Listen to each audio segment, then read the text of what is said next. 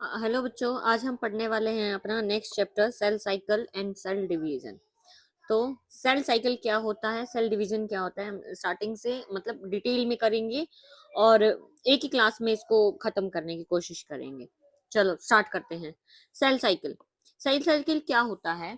जब सेल अपने साइकिल्स को कंप्लीट कर रही है, ठीक है, सेल्स जो डिवीजन करने के लिए फेज टू फेज चेंज हो रही होती है, तो ये क्या होता है? Cell cycle. ठीक है, तो सेल साइकिल क्या होता है? जेनेटिक कंट्रोल के अंडर में रहेगा और सेल क्या करती है?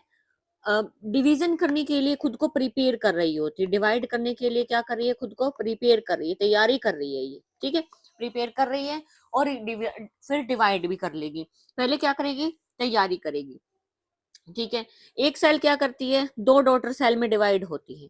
तो ये डिवाइड होने से पहले क्या करती है? अपनी अपने कंटेंट को, अपनी चीजों को डबल कर लेती है, क्योंकि इसको बांटना है दो डॉटर सेल के अंदर। तो ये अपने कंटेंट को यहाँ पे डबल कर लेती है। अब कंटेंट क्या क्या होता है इसका? प्रोटीन्स होते हैं, डीएनए होता है, आरएनए होता है और बाकी की जो ऑर्गेनलीज होती हैं, ये सारे कंटेंट को ये क्या करती है? डबल करती है। तो हमारी सेल के अंदर, सेल साइकिल के अंदर जो कितने फेज में खत्म होती है? दो फेज में। सेल साइकिल हमारे कितने फेज में खत्म होगी? दो फेज में। एक फेज होगा हमारा इंटरफेज और एक फेज होगा हमारा एम फेज। एम फेज होगा।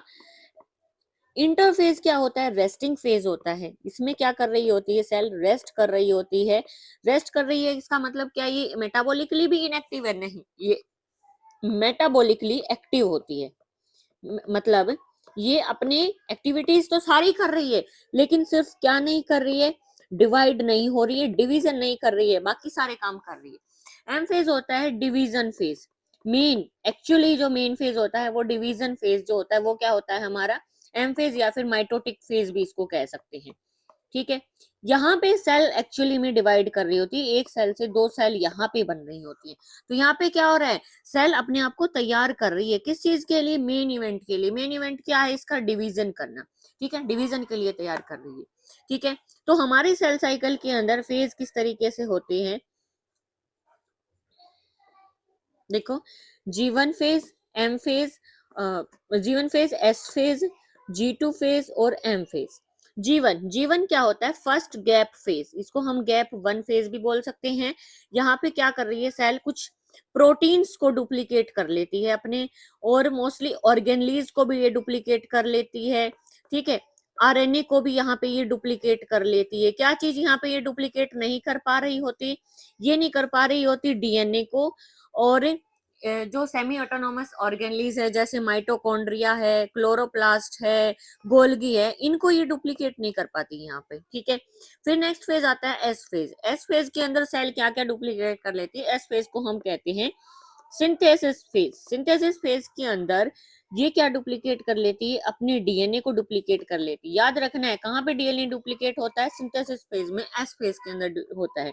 और यहाँ पे एक हिस्टोन प्रोटीन भी डुप्लीकेट हो जाता है, सेंट्रियोल्स भी डुप्लीकेट हो जाते हैं, ठीक है। ये चीजें कहाँ डुप्लीकेट हो रही है? हमारे एस फेज में। नेक्स्ट आता है हमारा G2 फेज। G2 फेज के अंदर क्या चल रहा होता है? G2 फेज के अंदर जो बच गई है हमारी ऑर्गेनलीज, वो कहाँ पे डुप्लीकेट हो जाएंगी अब? G2 फेज के अंदर। G2 फेज के अंदर कौन कौन सी होंगी? देखो क्या क्या बच गया था। एक बच गया था हमारा सेमी ऑटोनोमस ऑर्गेनलीज, बच गई थी क्लोरोप्लास्ट, क्लोरोप्लास्ट और माइटोकॉन्ड्रिया और गोल्गी, ये बच गई थी हमारी। ये ऑर्गेनलीज कहाँ डुप्लीकेट हो जाएंगी? यहाँ पे डुप्लीकेट हो जाएंगी, ठीक है। तो in the end of G2 phase हमारी सेल के अंदर बहुत सारी चीजें, मतलब बहुत सारी क्या, ऑलमोस्ट एवरीथिंग, सारी चीजें क्या हो जाती हैं? डुप्लीकेट हो जाती है। क्यों हो रही है डुप्लीकेट? क्योंकि जैसे किसी पेरेंट को अपने दो बच्चों के अंदर बंटवारा करना होता है, तो वो क्या करता है? अपनी एक एक चीज से दो दो बना लेता है, ठीक है। तो ऐसे ही सेल क्या कर रही होती हैं? अपनी हर कंटेंट को डबल कर लेती है, क्योंकि आगे जाके एक ही सेल ने दो सेल में डिवाइड होना है, तो दोनों सेल के अंदर इक्वल इक्वल कंटेंट बांटना होगा, इसलिए क्या कर लेती हैं? खुद को डुप्लीकेट कर लेती हैं, अपने कंटेंट को डुप्लीकेट कर लेती है। ओके, नेक्स्ट आता है हमारा एम फेज। एम फेज होता है actual division phase. Actually division phase कौन होता है? M phase. यहीं पे डिवीजन होती है, ठीक है। डिवीजन कहाँ पे होती है? यहीं पे होती है। यहाँ पे सेल डिवाइड करती है, एक सेल से दो डॉटर सेल में डिवाइड हो जाती है। ठीक है, अब एम फेज हम आगे पढ़ेंगे पूरा डिटेल में। माइटोसिस और मियोसिस आता है इसके अंदर, माइटोसिस एंड मियोसिस ये आता है। ओके, चलो अब कितने कितने टाइम के लिए चल रहे होते हैं ये फेज कितनी देर तक चलते हैं? एक्चुअली जो डिवीजन होता है, अगर हम ह्यूमन सेल की बात करें तो 24 आवर्स में से सिर्फ एक ही आवर लगता है डिवीजन करने के लिए। तो मतलब यहाँ पे एम फेज तो कितने टाइम का होता है? सिर्फ 1 आवर का। बाकी 23 आवर्स तक एक सेल प्रिपेयर ही करती रहती है, खुद को तैयार ही करती रहती है, अपनी ऑर्गेनलीज को, अपने कंटेंट को डुप्लीकेट कर रही है। ठीक है, डिवीजन के लिए तैयार हो रही है। तो एक सेल को डिवाइड होने में चाहिए 24 आवर्स। ह्यूमन सेल की हम बात कर रहे हैं, उसमें से 1 आवर किसमें लग जाता है?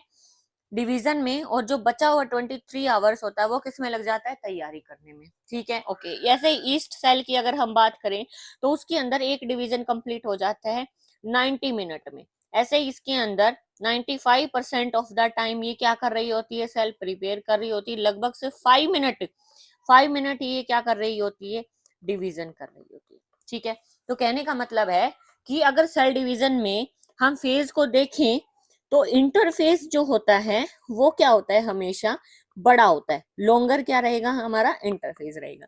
एम फेज क्या रहेगा? शॉर्ट रहेगा। ठीक है, ओके। अब हम स्टार्ट करेंगे अपना cell cycle. M phase start करते हैं। एक बार ये पीछे वाला पढ़ लेते हैं, देखो। Cell cycle duplicate is genome, genome को डुप्लीकेट करे। ठीक है, cell divide into 2 daughter cell, 2 daughter cell के अंदर डिवाइड हो जाएगी। ठीक है, सेल डिवाइड क्यों कर रही होती है और क्या क्या डिवाइड कर रही होती है? ये अपना साइटोप्लाज्म कंटेंट को डिवाइड कर रही होती है, डिवीजन। ओके, जब हम सेल को डिवाइड करते हैं ना तो उसको हम कहते हैं साइटोकाइनेसिस। दो फेज में हो रहा है, सेल डिवाइड हो रही है। तो जब इसका साइटोप्लाज्म डिवाइड हो रहा है तो उसको कह रहे हैं साइटोकाइनेसिस। साइटो वर्ड का मतलब ही सेल होता है और काइनेसिस वर्ड का मतलब डिवीजन होता है।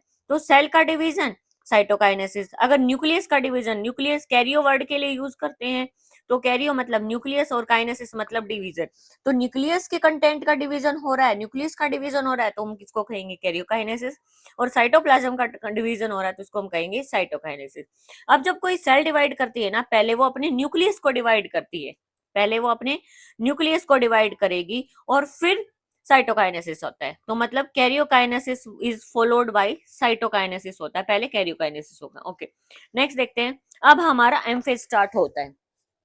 ये देख लो एक बार, फेज क्या क्या होते हैं? G1 S G2। M phase mitotic phase होता है, डिवीजन जहां पे चल रहा है। फिर इंटरफेज आता है, रेस्टिंग फेज होता है जहां पे सेल प्रिपेयर कर रही होती है। ठीक है, ह्यूमन सेल 24 आवर्स में डिवीजन कंप्लीट करती है। इसमें इंटरफेज जो होता है वो कितनी देर का होता है? 23 आवर्स का। और एम फेज कितना होता है? 1 आवर का। 90 मिनट में ईस्ट सेल डिवाइड कर रही है, इसमें से इंटरफेज होता है 85 मिनट ओनली, एम फेज होता है ओनली 5 मिनट। ठीक है, you can see here. Okay, अब जो ये हमारा सेल साइकिल का जीवन फेज होता है ना, हमारे प्रिपरेशन फेज के अंदर सबसे बड़ा फेज जीवन ही होता है। ठीक है, ये याद रखने की चीज है। जीवन क्या होता है? लार्जेस्ट फेज होता है। किस चीज का? इंटरफेज का। एम फेज को नहीं इसमें इंक्लूड कर रहे हम। इंटरफेज का सबसे बड़ा फेज कौन होता है? हमारा जीवन, जीवन ही होता है। ठीक है, ओके। अब देखो नेक्स्ट, देखो एस फेज। एस फेज क्या होता है? सिंथेसिस फेज, जहां पे कौन डुप्लीकेट हो रहा है? हमारा डीएनए, डीएनए डुप्लीकेट हो रहा है। G2, G2 में कौन कौन हो रहा है? Semi autonomous organelle, mitochondria, chloroplast और गोल्गी। ठीक है, फिर आता है हमारा इंटरफेज। इंटरफेज में फिर आता है हमारा एम फेज। एम फेज क्या है? हमारा टोटल डिवाइडिंग फेज है। चलो, इंटरफेज के बारे में ये लिखा हुआ है, देखो। इंटरफेज में post mitotic phase. Post mitotic क्यों कह रहा है? क्योंकि देखो ये एम फेज के जस्ट बाद आ रहा है, तो कह सकते हैं कि भाई पोस्ट मतलब बाद में। एम फेज के पोस्ट पोजीशन पे कौन आ रहा है? G1। तो इसको हम कह सकते हैं कि पोस्ट माइटोटिक फेज है, डिवीजन फेज के बाद आ रहा है। ठीक है, मैक्सिमम सेल ऑर्गेनली डिवाइड हो जाएंगी, यहाँ पे डुप्लीकेट हो जाएंगी। प्रोटीन, आरएनए, मेटाबॉलिकली एक्टिव होती है सेल। ठीक है, ये हमने पढ़ लिया। सिंथेसिस फेज के अंदर क्या क्या डुप्लीकेट हो रहा है? डीएनए रेप्लिकेशन हो रही है, सेंट्रियोल भी रेप्लिकेट कर रहे हैं यहाँ पे। ओके, डीएनए अमाउंट डबल हो रहा है। क्रोमोसोम नंबर में कोई चेंज नहीं हो रहा है, सिर्फ कंटेंट बदल रहा है, कंटेंट चेंज हो रहा है। अगर क्रोमोसोम डिप्लॉइड है तो डिप्लॉइड ही है क्रोमोसोम, नंबर चेंज नहीं हो रहा।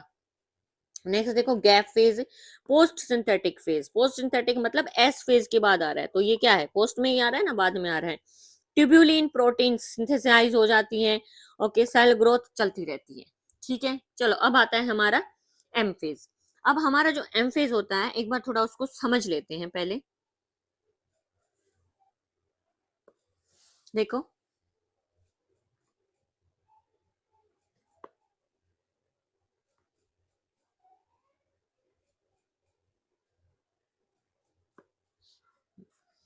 एम फेज देखो, एम फेज क्या होता है हमारा, माइटोटिक फेज होता है। मतलब क्या हो रही है इसके अंदर, डिवीजन हो रही है। अब हमारे अंदर दो तरीके का डिवीजन होता है, दो तरीके का एम फेज हो सकता है। फर्स्ट वाला होता है हमारे अंदर माइटोसिस काइंड ऑफ डिवीजन, और सेकंड होता है मियोसिस काइंड ऑफ डिवीजन। ठीक है, माइटोसिस होता है हमारी सोमेटिक सेल्स के अंदर, सोमेटिक सेल के अंदर, और मियोसिस होता है हमारा जर्म सेल के अंदर। सोमेटिक सेल कौन होती है, हमारी जर्म सेल, जैसे हमारी सेक्स सेल से, हमारे गैमेट सेल से अलावा जो भी हमारी बॉडी की टोटल सेल हैं, ओवरऑल एक्सेप्ट किसको छोड़ के, एक्सेप्ट जर्म सेल को छोड़ के जो हमारी सेल है वो किस में आती है, हमारे सोमेटिक सेल में। जर्म सेल के अंदर आता है हमारा गैमेट्स, गैमेट सेल। ठीक है, ओके। अब हमारी सोमेटिक सेल में जो डिवीजन होता है होता है माइटोसिस टाइप का, और मियोसिस किस में होता है, हमारे जर्म सेल, जर्म सेल के अंदर। ठीक है, अब अगर हम माइटोसिस की बात करें तो माइटोसिस जो होता है वो इक्वेशनल डिवीजन होता है। इक्वेशनल, इक्वेशनल का मतलब है 2n से 2n ऑर्गेनिज्म ही बनेगा, मतलब डिप्लॉयड ऑर्गेनिज्म से डिप्लॉयड ऑर्गेनिज्म ही बनेगा। अब ये 2n क्या होता है, सपोज करो ये कोई क्रोमोजोम है। ठीक है, क्रोमोजोम है। क्रोमोजोम जो होते हैं ह्यूमन सेल के अंदर कितने पेयर होते हैं, 23 पेयर, मतलब टोटल कितने क्रोमोजोम होते हैं, 46। तो हर क्रोमोजोम का ना एक पार्टनर होता है उसके साथ, जैसे ये वाला क्रोमोजोम है और ये इसका पार्टनर है, हम इसको ए क्रोमोजोम कह सकते हैं, इसको ए डैश कह देंगे। ऐसे ही हमारे पास 23 पेयर होते हैं, 23 पेयर होते हैं, तब जाके 46 क्रोमोजोम बनते हैं। ठीक है, अब क्या है यहाँ पे, एक जोड़े में कितने क्रोमोजोम है, 2 क्रोमोजोम है। तो ये जब एक जोड़े में क्रोमोजोम प्रेजेंट होते हैं, 2 क्रोमोजोम साथ में प्रेजेंट होते हैं, ऐसे क्रोमोजोम्स को हम कहते हैं डिप्लॉइड। ठीक है, ऐसे क्रोमोजोम्स को हम कहेंगे डिप्लॉइड। अगर हम बात करें हैप्लॉइड क्रोमोजोम की, हैप्लॉइड का मतलब होगा कि ये मानो एक सेट है, तो यहाँ पे एक ही क्रोमोजोम होगा, एक ही क्रोमोजोम अकेला बैठा होगा, इसका जोड़ीदार होगा ही नहीं, ये सिंगल पर्सन होगा। मानो ये ए है, ए डैश नहीं होगा, ए डैश इसके अंदर होगा ही नहीं। तो ये कैसा होता है क्रोमोजोम, हैप्लॉइड टाइप के क्रोमोजोम होते हैं। ये कैसे होते हैं, हैप्लॉइड, इनको हम एन से डिनोट करते हैं। ठीक है, तो माइटोसिस डिवीजन होता है इक्वेशनल डिवीजन, क्योंकि डिप्लॉइड से कैसा ऑर्गेनिज्म बना रहे होते हैं हम, डिप्लॉइड ऑर्गेनिज्म ही बना रहे होते हैं। ठीक है, ओके। लेकिन मियोसिस डिवीजन जो होता है वो होता है रिडक्शनल डिवीजन। क्यों, क्योंकि उसके अंदर डिप्लॉइड से कैसा बनाएंगे हम, हैप्लॉइड बनाएंगे। ठीक है, डिप्लॉइड हैप्लॉइड का कॉन्सेप्ट क्लियर हो गया होगा आपको। ओके, चलो अब हम स्टार्ट करते हैं अपना माइटोसिस। तो माइटोसिस के अंदर क्या होता है, हर एक एम फेज जो होता है उसके अंदर भी फेज होते हैं, फर्दर भी फेजेस होते हैं। जैसे अगर मैं यहाँ पे साइकिल बनाऊं, ये देखो यहाँ पे G1 फेज बना देती हूँ, ये S फेज, ये G2 फेज, और ये क्या है हमारा M फेज है। तो M फेज के अंदर भी फेज बने होंगे, ऐसा नहीं है कि M फेज ऐसे ही है, M फेज के अंदर भी फेज बने होंगे, pro phase, metaphase, anaphase, telophase. Pro, ये तो प्रोफेज क्या होता है, एम फेज का फर्स्ट फेज होता है। ठीक है, एम फेज का फर्स्ट फेज होता है माइटोटिक फेज का। G1 phase, S phase, G2 phase हम कर चुके हैं जो प्रिपरेटरी फेज थे। अब हम करने वाले हैं मेन डिवीजन करने वाला फेज। तो उसके अंदर सबसे पहला फेज होता है प्रोफेज। प्रोफेज के अंदर क्या होता है, क्रोमोजोम्स जो होते हैं न्यूक्लियस के अंदर, क्रोमोजोम की अभी शेप ही नहीं हुई, अभी तो वो ऐसे घूम पड़े पड़े हुए हैं, उलझे हुए हैं। तो कैसी शेप दिखाता है ये, वुलन बॉल जैसी। ठीक है, वुलन बॉल जैसी शेप दिखा रहा होता है। ठीक है, ओके। अब यहाँ पे क्या होता है, जब प्रोफेज स्टार्ट होता है तो ये जो आपको न्यूक्लियर मेम्ब्रेन दिख रही है, न्यूक्लियर एनवेलप, ये क्या करने लगता है, डिसअपियर होना स्टार्ट हो जाता है। ठीक है, क्या होना स्टार्ट हो जाएगा, ये डिसअपियर, क्या, न्यूक्लियर एनवेलप स्टार्ट डिसअपियर। ठीक है, डिसअपियर होने लग जाएगा, ये जगह जगह से क्या, कैसे हो जाएगा, ऐसे कटने लग जाएगा, खत्म होने लग जाएगा। ठीक है, ओके, और क्या होने लगेगा यहाँ पे, ऑर्गेनलीज जो होती हैं वो भी डिसअपियर होने लगेंगी। जितनी भी इसके अंदर ऑर्गेनलीज इसने बनाई थी, इंटरफेस के अंदर इसने अपने पास ऑर्गेनली बनाई थी, तैयारी की थी जो चीजों की, वो डिसअपियर होने लगी। क्यों? क्योंकि सेल डिवीजन को क्या चाहिए, प्रॉपर टाइम स्पेस चाहिए, उसको जगह चाहिए, तो ये सारी ऑर्गेनलीज क्या करती है, खाली करके चली जाती है। ठीक है, कंडेंसेशन स्टार्ट हो गई है क्रोमोसोम्स की। कंडेंसेशन का मतलब क्या होता है, वो टाइटली पैक होने लगे हैं, अपनी शेप लेने लगे हैं, कंडेंसेशन स्टार्ट हो जाती है। ठीक है, क्रोमेटिन्स की। नेक्स्ट आता है हमारा मेटाफेज। मेटाफेज के अंदर क्या होता है, ये जो क्रोमोसोम्स होते हैं ना, शेप लेके आ जाते हैं और यहाँ पे इस तरीके से अरेंज हो जाते हैं, एक लाइन के ऊपर, एक इक्वेटर के ऊपर इस तरीके से अरेंज हो जाते हैं। ठीक है, इक्वेटर पे अरेंज हो गए। इस इक्वेटर को, ये जो लाइन में खड़े हो गए, इसको हम कहते हैं मेटाफेजिक प्लेट, मेटाफेजिक प्लेट। ठीक है, और क्या होता है, सेंट्रियोल्स। सेंट्रियोल्स क्या होते हैं, परपेंडिकुलर स्ट्रक्चर्स होती हैं जो क्या बनाती हैं, सेंटर से क्या करने स्टार्ट करती है, मूव करना स्टार्ट कर देती है, पेरिफ्री के पास आ जाती है इस तरीके से।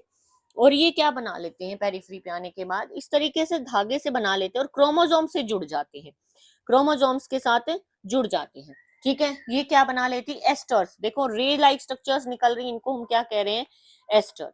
ठीक है, ओके, अब इन क्रोमोसोम्स को पकड़ लिया। नेक्स्ट आता है एनाफेज। एनाफेज में क्या होता है, इन क्रोमोसोम्स की बाजुओं को, इस तरीके से जुड़े हुए थे ये सारे क्रोमोसोम एक दूसरे के साथ, डिप्लॉइड क्रोमोसोम्स हैं, ये धागे क्या करते हैं, इन क्रोमोसोम्स को खींचने लगते हैं। कहां से, इनके काइनेटोकोर से। कोई क्रोमोसोम जो होता है ना, वो एक दूसरे से चिपका होता है, यहाँ पे ये पोजीशंस जो होती हैं, ये होती है काइनेटोकोर, ये होती है काइनेटोकोर। तो यहाँ से अगर हम देखें, यहाँ से भी खींच ले इस क्रोमोसोम को, इस साइड भी खींच ले, एक इधर खींच रहा है, एक इधर खींच रहा है, तो क्या होगा, इसकी बाजुएं टूट जाएंगी ना, इसकी बाजुएं टूट जाएंगी। देखो इसकी बाजुएं टूट गई हैं, एक एक धागे वाला तो इधर चला गया, एक धागा इधर चला गया है। ठीक है, ओके, अब क्या होता है, यहाँ पे एनाफेज के अंदर इसकी बाजुओं को तोड़ दिया जाता है। तोड़ दिया तो ये जो क्रोमोसोम्स होते हैं, ये क्या करते हैं, प्लेट से टूट के कहाँ चले जाते हैं, बाजुएं टूट जाती हैं इनकी, एक एक धागे वाले ऐसे जोड़े के अंदर ही, हाथ फिर भी नहीं छोड़ा है, ये जोड़े के अंदर फिर भी प्रेजेंट है, एक ये है, एक दूसरा इनके साथ, ये दूसरा इसका जोड़ीदार है। ठीक है, एक एक धागे वाले क्रोमोसोम ऐसे टूट जाते हैं। तो देखो, जब हमने स्टार्ट किया था, हमने लिए थे 23 पेयर लिया था क्रोमोसोम का, मतलब टोटल कितने क्रोमोसोम लिए थे हमने, 46 क्रोमोसोम लिए थे। ठीक है, यहाँ पे मेटाफेजिक प्लेट पे देखो 46 क्रोमोसोम है। ठीक है, लेकिन एक टाइम पे क्या होता है, ये टूट गए हैं, एक से क्रोमोसोम दो दो बन गए हैं। अब हम अगर क्रोमोसोम नंबर देखेंगे ना कहीं पे कि कितने क्रोमोसोम नंबर है, तो हम क्या काउंट करेंगे इनके अंदर, ये इनके सेंटोमियर्स काउंट करेंगे। जितने सेंटोमियर्स होंगे ना, उतने क्रोमोसोम होंगे। ठीक है, जितने सेंटोमियर उतने क्रोमोसोम। तो अब हम देखेंगे तो ये क्रोमोसोम इस तरीके से टूट जाते हैं। अगर इसको देखें तो ये एक एक क्रोमोसोम ये इधर है, एक क्रोमोसोम ये इधर है, तो ये क्या बन गए हैं, इनके सेंटोमियर्स। बाजुएं टूट गई हैं, बाजुएं टूट गई हैं इनकी। तो एक टाइम पे एनाफेज में जब ये टूट गए हैं, तो क्या हो जाता है यहाँ पे, इस टाइम पे कुछ देर के लिए ये जब साइडों साइडों में जा रहे हैं, तो इनका जो क्रोमोसोम नंबर है ना 46 के 92 हो जाता है। क्यों? क्योंकि एक एक क्रोमोसोम से टूट के दो दो बन गए हैं। लेकिन पहले ये डबल डबल धागे वाले थे, दो दो बाजुएं होती थी इनके पास, लेकिन अब ये जब टूट गए ना, इनको यहाँ से तोड़ दिया, यहाँ से तोड़ दिया। तुम देखो एक बार, मानो मैंने इनको बीच में से तोड़ दिया, तो क्या होता है, ये इस तरीके से सिंगल सिंगल धागे वाले, इनका सेंटोमियर भी टूट गया। एक क्रोमोसोम से देखो दो टूट गए, दो टुकड़े हो गए। अब तुम यहाँ देखो सेंटोमियर है, अगर इसके पास सेंटोमियर है तो ये इसको हम क्रोमोसोम ही बोलेंगे, ऐसा नहीं बोलेंगे कि क्रोमोसोम नहीं है। अगर इसके पास सेंटोमियर है तो ये क्रोमोसोम है। अब तुम देखो इस जोड़े में पहले ये दो क्रोमोसोम थे, अब दो से ये टूट गए हैं, इसका भी दो हिस्से बन गए, ये वाला, इसके भी दो हिस्से बन गए, ये वाला। ठीक है, तो तुम देखो इस जोड़े के अंदर फिलहाल के लिए 4 क्रोमोसोम हो गए, लेकिन कैसे धागे वाले, कितनी बाजू वाले, एक एक धागे वाले, सिंगल सिंगल धागे वाले। ये देखो इसके पास दो दो धागे, एक दो, लेकिन इनके पास क्या है, सिर्फ सिंगल। ठीक है, तो इस टाइम पे हम देखेंगे कि इनका क्रोमोजोम नंबर 2n से कितना हो गया है, 4n हो गया है। मतलब 46 क्रोमोजोम से कितने क्रोमोजोम हो गए हैं फिलहाल के लिए, 92 हो गए। लेकिन कंटेंट देखो, पहले इनके पास डबल धागा था। कंटेंट क्या होता है कि आपके पास बाजुएं कितनी है, पहले इनके पास कितनी बाजुएं थी, दो दो बाजुएं थी। तो पहले क्या सिचुएशन थी, एनाफेज से पहले मेटाफेज तक क्या सिचुएशन थी, 2n नंबर क्रोमोजोम थे, मतलब एक जोड़े में दो दो क्रोमोजोम रह रहे थे, और 2c कंटेंट था। 2c कंटेंट मतलब हर एक के पास कितनी बाजुएं थी, दो दो बाजुएं थी। अब देखो तुम, हर एक के पास नंबर ऑफ क्रोमोजोम तो कितने हो गए हैं, डबल हो गए हैं, 4n हो गए हैं ना, 4n हो गए हैं। लेकिन कंटेंट देखो अभी भी, अब कंटेंट कैसा हो गया है, कंटेंट कैसा हो गया है, सी हो गया है। कंटेंट कैसा हो गया है, सी। कुछ टाइम के लिए ये जो बाजुएं हैं ये कैसी हो गई हैं, 2c हो गई है। बाजुएं 2c हैं क्योंकि दो जोड़े में है ना, इस जोड़े के अंदर एक बाजू ये है, दूसरे वाले के पास है ये है। ठीक है, ओके। अब क्या होता है, टीलोफेज जब आता है तो क्या होता है, टीलोफेज में ये डिवाइड हो चुके हैं, अपनी अपनी पोजीशन पे जा चुके हैं, और अब इनका न्यूक्लियस भी डिवाइड हो जाएगा। ठीक है, न्यूक्लियस भी डिवाइड हो जाएगा, कैरियोकाइनेसिस हो जाएगा।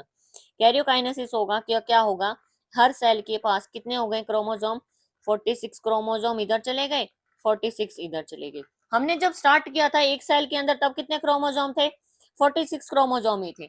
अब जब हमने एक सेल से ये दो सेल बना ली, अभी भी हमारे पास कितने क्रोमोजोम है, 46 क्रोमोजोम ही है।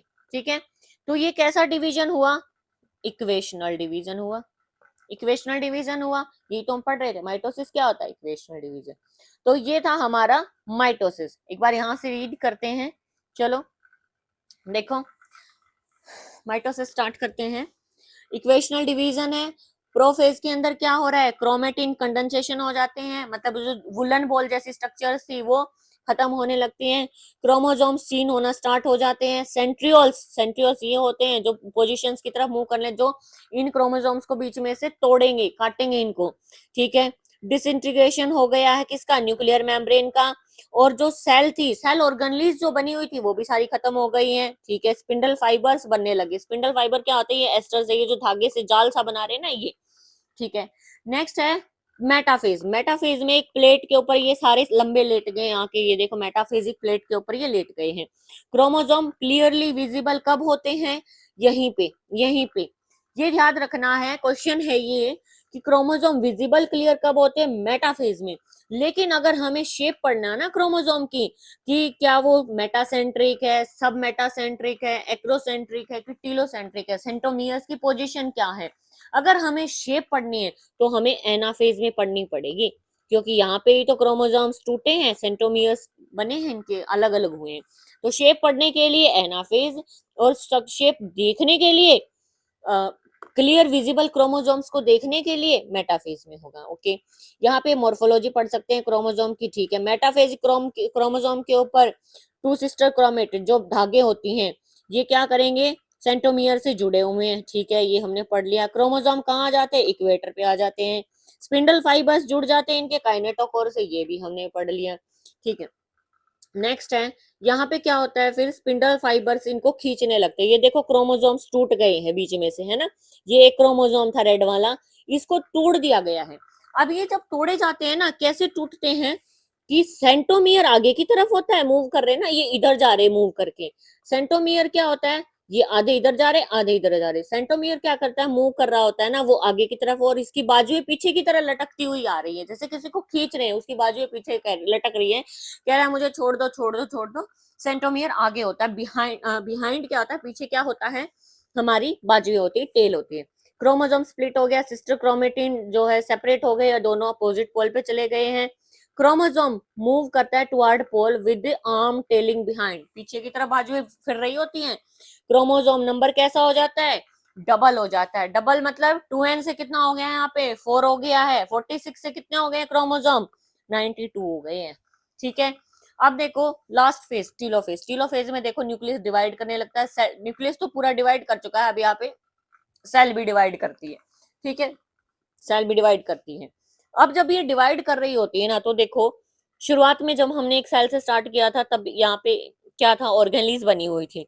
अब देखो वापस से क्या होता है, यहाँ पे ऑर्गेनलीज बन जाती हैं। ठीक है, जो ऑर्गेनलीज प्रोफेज के अंदर खत्म हुई थी ना, वो सारी चीजें वापस बनने लग जाती है कहाँ पे, टीलोफेज में, और नया न्यूक्लियर एनवेलप भी वापस कहाँ बन जाता है, टीलोफेज में।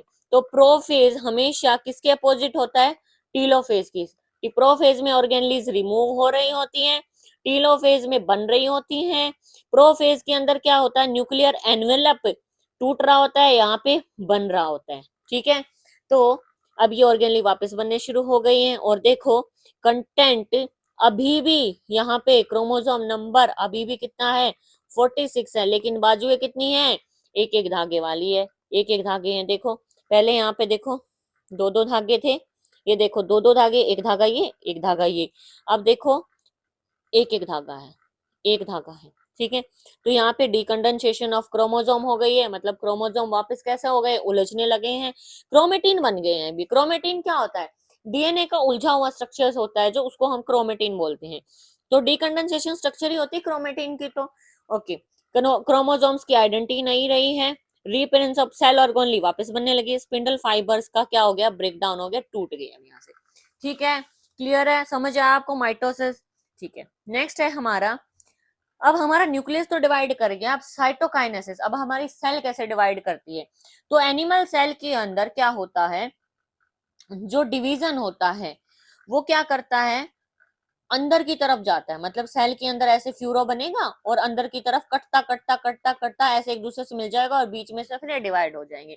तो ये सेंट्रीपिटल होता है, सेंट्रीपिटल डिवाइडर होता है, सेंट्रीपिटल ऑर्डर होता है। सेंट्रीपिटल मतलब क्या है, बाहर से अंदर की तरफ। जैसे तुम्हारी माँ तुम्हें पीट पीट के लेके आती थी ना बचपन में, चल घर चल घर चल घर, पीट पीट के सेंटर की तरफ, घर की तरफ। तो ऐसे प्लांट सेल के अंदर उल्टा होता है, प्लांट सेल के अंदर बीच से बनना स्टार्ट करता है और बाहर की तरफ आता है। ठीक है, बाहर की तरफ आता है, ये सेंट्रीफ्यूगल ऑर्डर होता है। ठीक है, क्लियर है, सेल प्लेट बनाता है ये और डिवाइड कर लेता है। ठीक है, अगर किसी में साइटोकाइनेसिस ना हो, सिर्फ कैरियोकाइनेसिस आ जाए, तो ऐसी कंडीशन को कहते हैं सिंसीटियम। जैसे कोकोनट के अंदर लिक्विड होता है, वो क्या होता है, न्यूक्लियस प्रेजेंट होते हैं, सेल डिवाइड नहीं कर रखे। ठीक है, नेक्स्ट है हमारा मियोसिस आएगा। अब माइटोसिस की सिग्निफिकेंस है, एक बार ये पढ़ लेते हैं।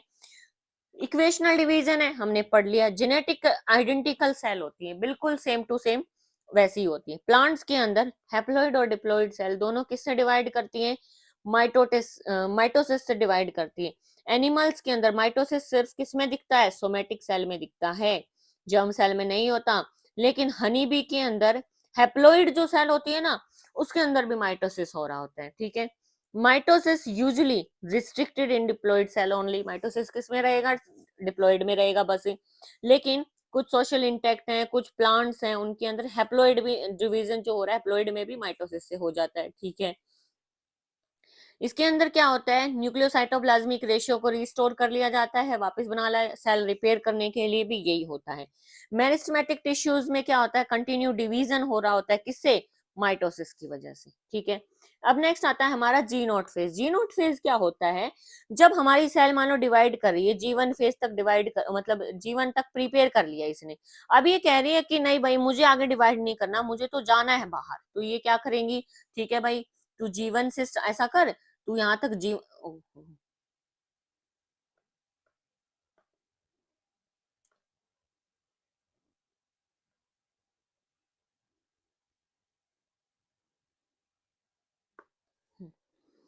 तो मानो यहाँ पे क्या हो गया?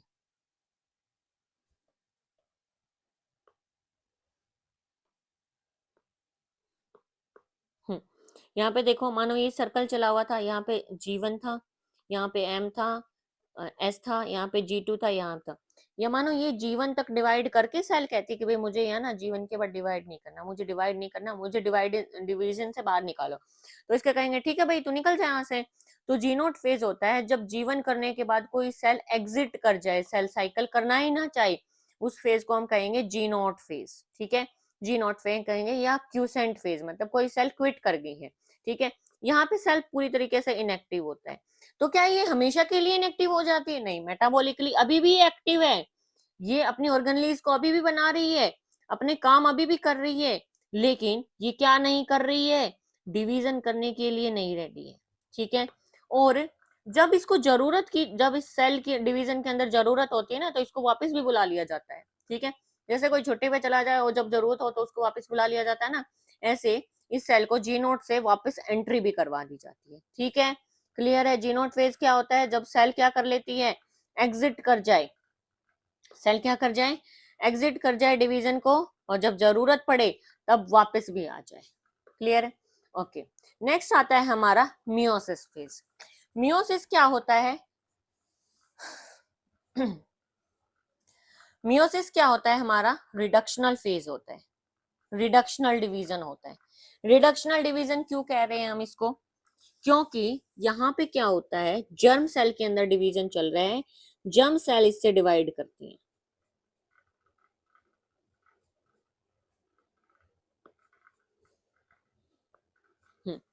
मियोसिस किस में होता है, जर्म सेल के अंदर, ठीक है। और डिप्लॉइड से हैप्लॉइड, मतलब 2n से n नंबर ऑफ क्रोमोसोम्स बनते हैं इसके अंदर, ठीक है।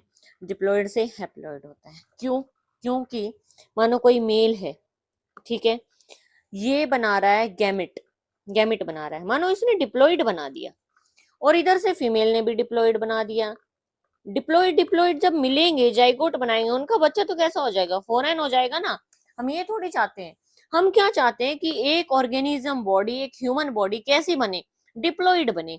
लेकिन अगर हम डिप्लॉइड डिप्लॉइड को मिला देंगे तो इससे तो क्या बन जाएगा हमारा, फॉरेन नंबर ऑफ क्रोमोसोम आ जाएंगे, वो तो बिल्कुल ही एक genetic disorder, chromosomal disorder condition हो जाएंगी।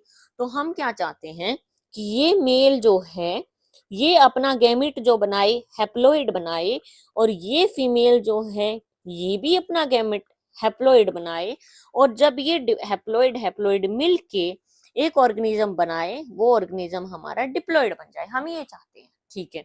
तो मियोसिस जो होता है कैसा डिवीजन है, रिडक्शनल डिवीजन है, क्यों, क्योंकि डिप्लॉइड से हैप्लॉइड बना रहा है। दो फेज में कंप्लीट होता है ये, मियोसिस फर्स्ट और मियोसिस सेकंड। मियोसिस फर्स्ट में ये रिडक्शनल डिवीजन करता है, और मियोसिस सेकंड में ये इक्वेशनल डिवीजन करता है, ठीक है।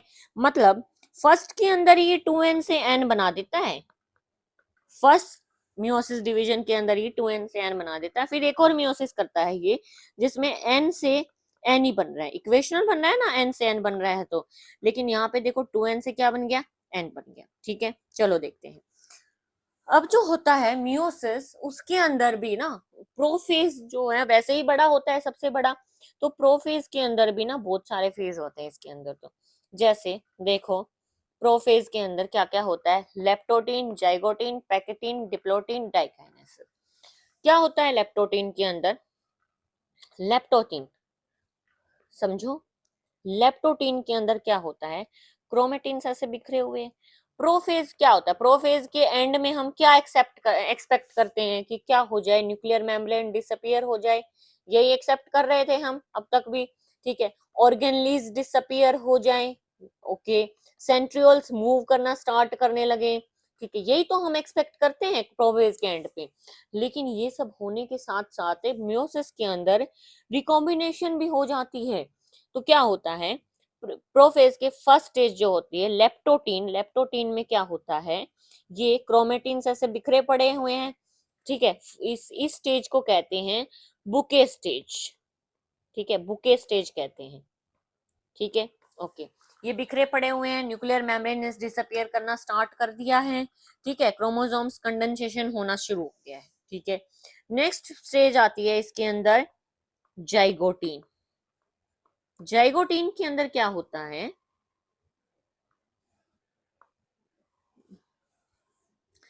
जाइगोटीन स्टेज के अंदर क्या होता है, ये जो कंडेंसेशन हो रही है क्रोमोसोम्स की, ये क्या करते हैं, क्रोमोसोम एक दूसरे के ना पास पास आ जाते हैं, ठीक है। मानो ये क्रोमोसोम है एक, और इधर एक और क्रोमोसोम है, इसका होमोलॉगस है ना, ये इसके सेट में ही है, ठीक है। ये क्या करते हैं, पास पास आ जाते हैं, और इनके बीच में ना एक ग्लू सी चिपक जाती है, इन दूसरे को ना एक दूसरे से चिपका देती है, ये ग्लू एक दूसरे से चिपका देती है।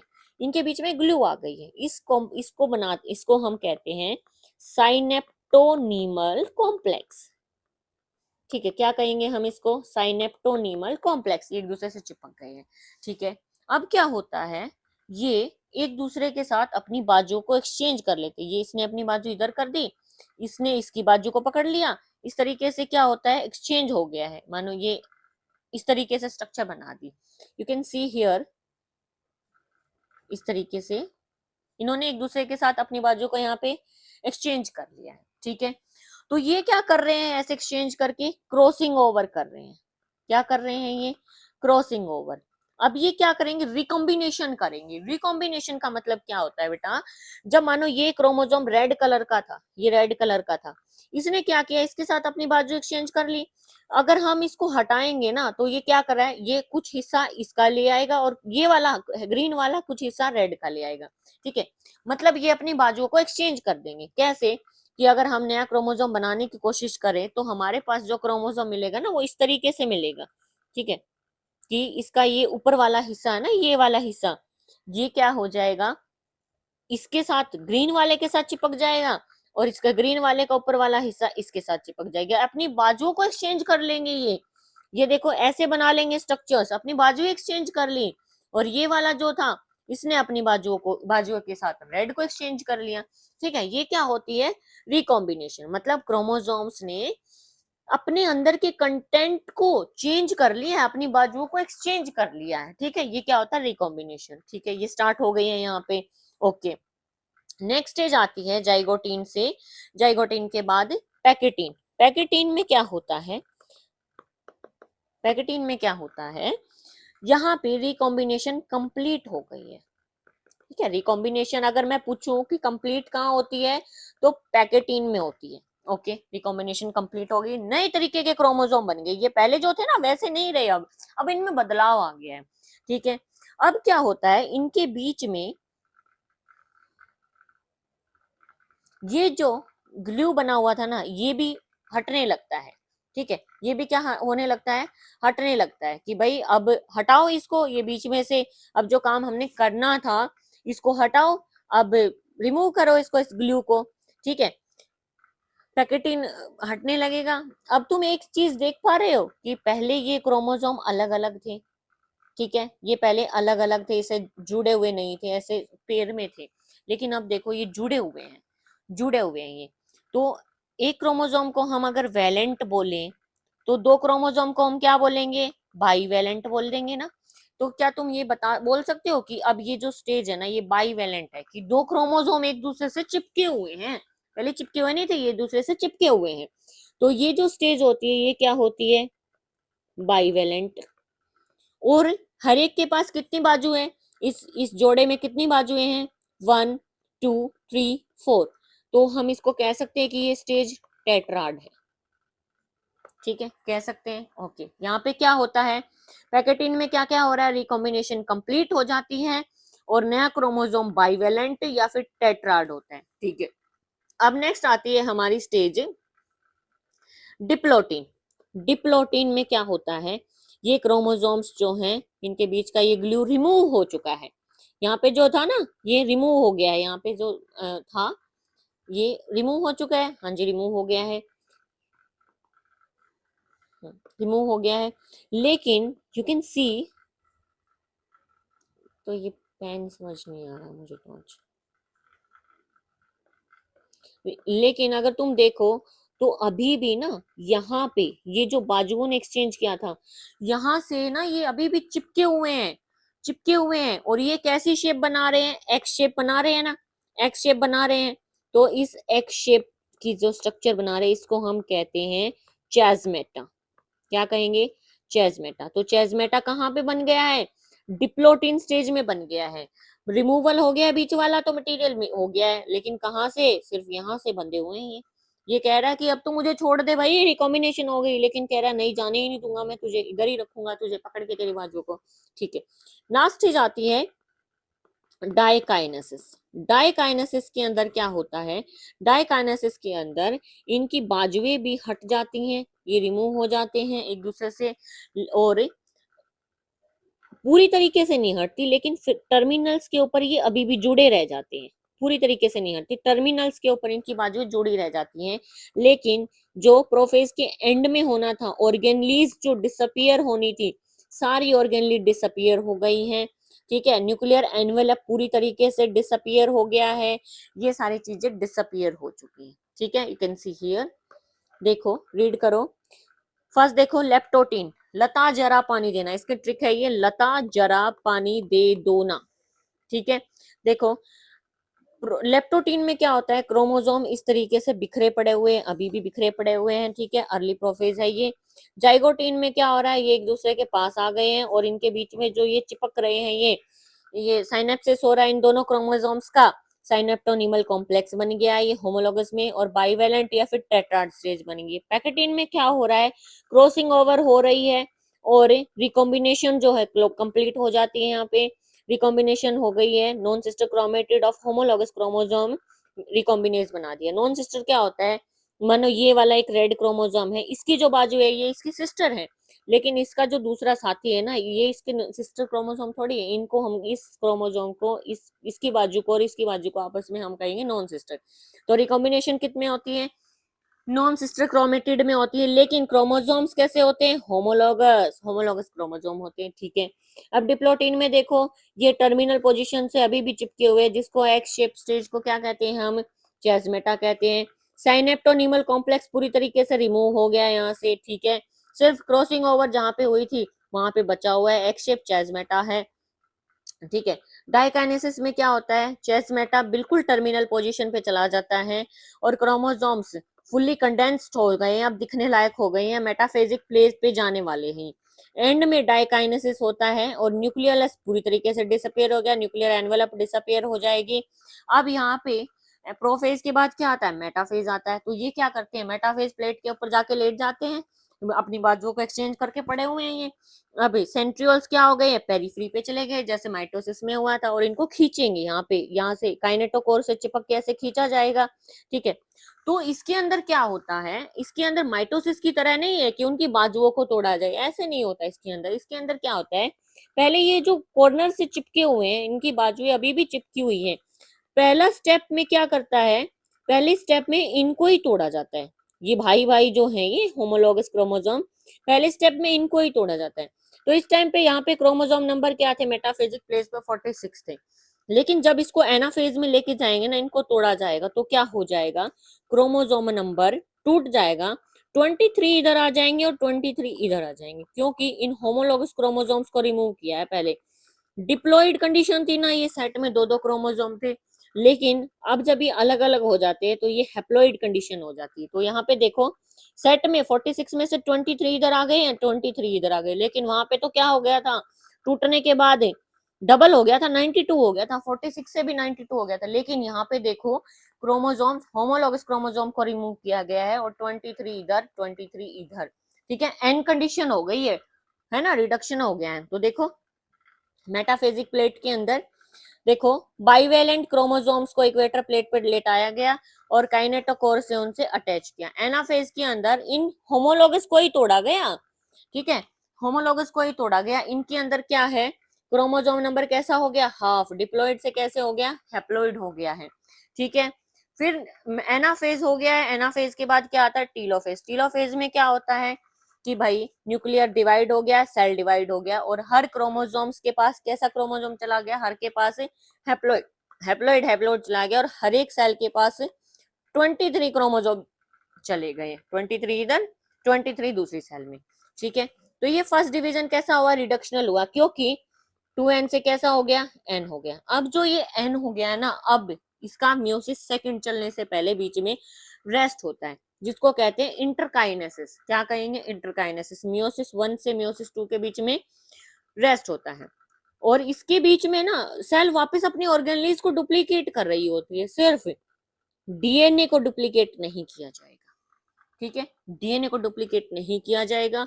क्यों है ऐसा, बाकी को ऑर्गेनलीज को क्यों किया जा रहा है, क्योंकि अब तुम देखो, ये जो नई सेल बन गई है, नई सेल बनी है, तो न्यूक्लियस भी बना होगा इसके अंदर, और कैसे कैसे क्रोमोसोम है, कैसे कैसे क्रोमोसोम है इनके अंदर, हैप्लॉइड हैप्लॉइड है। है ना, 23 हैं और नए न्यूक्लियस में गए हैं तो वापस से नई स्टार्ट करेंगे, ऐसे बिखरे बिखरे पड़े होंगे ये, ठीक है, ओके। मियोसिस टू जो होती है ना पूरी तरीके से माइटोसिस होती है, prophase two, metaphase two, anaphase, telophase, ऐसे करेंगे। प्रोफेज में क्या होता है, वही कंडेंसेशन स्टार्ट होती है, ऑर्गेनलीज डिसअपियर होती है। मेटाफेज में वापस मेटाफेजिक प्लेट पे आते हैं होमोलोगस क्रोमोसोम एनएन। अब ये एनएन से क्या किया जाता है, एनएन के दो दो धागे वाले थे, इनसे इनको क्या किया जाएगा, एक सेट में एक ही क्रोमोसोम है ना, तो इसको क्या किया जाएगा, तोड़ा जाएगा।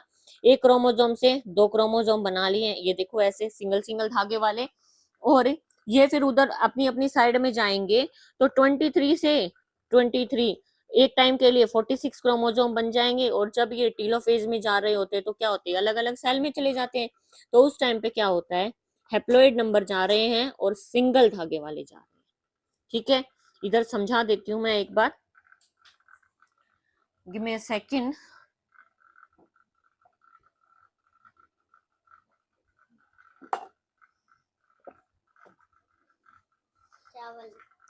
देखो प्रोफेज हमने कर लिया था, प्रोफेज के अंदर हमने देखा कि रिकॉम्बिनेशन हो गई है, ओके। मियोसिस फर्स्ट हमने कर लिया था, वहां पे हमने देखा कि हमारे पास दो डॉटर सेल आ गई हैं, और हर एक के पास कितने क्रोमोसोम थे, 23 23। हैप्लॉइड मतलब हर सेट के पास कितना क्रोमोसोम था, एक, इनका जोड़ीदार नहीं था, तो मानो ये क्रोमोसोम मान लेते हैं हम, ये मान लिया हमने इस सेल के अंदर क्रोमोसोम चले गए हैं, ये हमने इस सेल के अंदर मान लिया क्रोमोसोम चले गए, ठीक है, ओके। प्रोफेज सेकंड के अंदर क्या हो रहा है, सेम चीजें होंगी, वापस से इनका न्यूक्लियर मेम्ब्रेन जो है वो डिसअपियर होने लगेगी। मेटाफेज स्टेज के ऊपर आने के टाइम पे क्या होता है, न्यूक्लियर मेम्ब्रेन डिसअपियर हो गई है और क्रोमोसोम्स क्या हो गए हैं, मेटाफेजिक प्लेट के ऊपर ऐसे लेट गए हैं, इस तरीके से लेट गए हैं। सेंट्रियोल्स यहाँ पे चले गए थे और इधर आ गए थे पेरिफेरी की साइड। अब इन सेंट्रियोल से धागे निकलते काइनेटोकोर से जुड़ते हैं, ठीक है। एक क्रोमोसोम से कितने धागे जुड़ रहे होते हैं, दो जुड़ रहे होते हैं, ठीक है, जोड़ दिया। अब इनको तोड़ा जा रहा है, तोड़ेंगे तो क्या करेंगे, सेम प्रोसेस, 23 क्रोमोसोम है, एक के क्रोमोसोम्स की बीच में से तोड़ दिया, एक धागा इधर, एक धागा इधर, एक धागा इधर, एक धागा इधर, एक धागा इधर, एक धागा इधर। देखो सपोज यहाँ पे 23 क्रोमोसोम लिए थे ना हमने, तो अब ये बीच में से टूटने के बाद एक टाइम के लिए एनाफेज के अंदर कितने क्रोमोसोम बन गए हैं, 46। लेकिन माइटोसिस के अंदर कितने बने थे, वहां पे 92 बने थे, क्योंकि शुरू में 46 लिए थे तो 92 बन गए। अब यहाँ पे कितने बन गए, 46 बन गए। अब ये इधर मूव करेगा, ये इधर मूव करेंगे, ठीक है। तो टीलोफेज के अंदर क्या होता है, सेल डिवाइड हो जाएगी, हर सेल के पास कितने कितने क्रोमोसोम चले गए, इसके पास 23, इसके पास 23, तो हैप्लॉइड इसके पास गए, हैप्लॉइड इसके पास गए, और धागे भी कैसे हैं अभी इनके पास, सिंगल सिंगल धागे, और धागों को क्या कहते हैं, कंटेंट। तो यहाँ पे जो लास्ट में एक सेल से, एक क्रोमोसोम से जो बन रहे हैं क्रोमोसोम, कैसे बन रहे हैं, सिंगल एन और सिंगल सी। वहां पे क्या बन रहा था, डबल एन, माइटोसिस के अंदर क्या बन रहा था, डबल एन और सिंगल सी, मतलब उनके पास धागे सिंगल सिंगल थे और कंटेंट कैसा था, नंबर कैसे थे, क्रोमोसोम नंबर डबल थे। क्या ये समझ आया, मियोसिस। तो ये हमारी क्या बन जाती हैं, टेट्राड बन जाती हैं, ठीक है, 4 सेल बन गई है, गैमिट सेल बन गई है। सिग्निफिकेंस देखो, conservation of specific chromosome number increase करता है जेनेटिक वेरिएबिलिटी को, क्यों, क्योंकि रिकॉम्बिनेशन हो रही है ना।